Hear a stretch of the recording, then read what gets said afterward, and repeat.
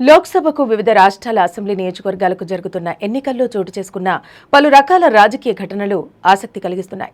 Congress party జాతీయ నాయకత్వం అనేక ఊహాగానాల తర్వాత ఉత్తరప్రదేశ్లోని అమేఠీ, రాయ్బరేలీ లోక్సభ స్థానాలకు అభ్యర్థులను ప్రకటించింది. రాయ్బరేలీలో రాహుల్ గాంధీ, అమేఠీలో గాంధీ కుటుంబానికి సన్నిహితుడైన కిషోరీలాల్ శర్మను బరిలో నిలిపింది. ఈ నిర్ణయంపై ఉత్తరప్రదేశ్లోని కాంగ్రెస్ కార్యకర్తలు, మద్దతుదారుల నుంచి భిన్నాభిప్రాయాలు వ్యక్తమవుతున్నాయి. కాంగ్రెస్ కంచుకోట అయిన అమేఠీ, రాయ్బరేలీలో ప్రియాంక గాంధీ, రాహుల్ గాంధీ పోటీ చేస్తారని ముందు నుంచి పార్టీ మద్దతుదారులు ఊహించారు. వారికి టికెట్ కేటాయించారని బహిరంగంగా ప్రదర్శనలు చేపట్టి ఒత్తిడి కూడా తీసుకొచ్చారు. అయితే ప్రియాంక మాత్రం పార్టీ అవసరాల దృష్ట్యా దేశవ్యాప్త ప్రచారంలో పాల్గొనడానికే మొగ్గు చూపారు. కానీ ఎక్కడ పోటీ చేసేందుకు ఇష్టపడలేదు.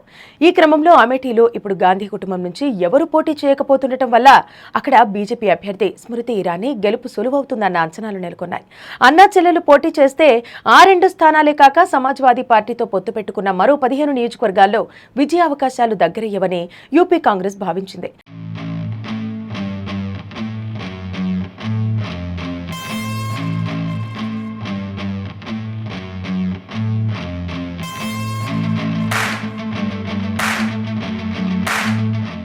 అమేఠీలో కాంగ్రెస్ తరపున బరిలో ఉన్న కిషోర్లాల్ శర్మకు బ్రాహ్మణ సామాజిక వర్గానికి చెందిన నేతగా మంచి గుర్తింపుంది.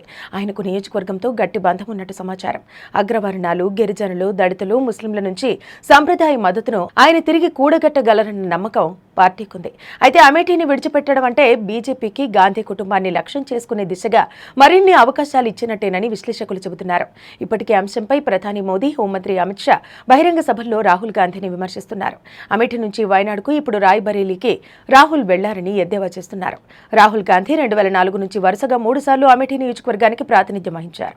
అయితే 2019లో జరిగిన ఎన్నికల్లో ఆయన బీజేపీ నేత స్మృతి ఇరానీ చేతిలో పరాజయం పాలయ్యారు.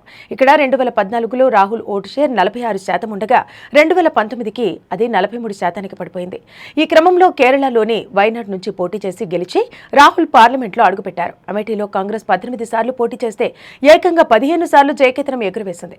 రాయ్బరేలీలో 20 సార్లు బరిలో నిలబడ్డ కాంగ్రెస్ 17 సార్లు విజయఢంకా మోగించింది.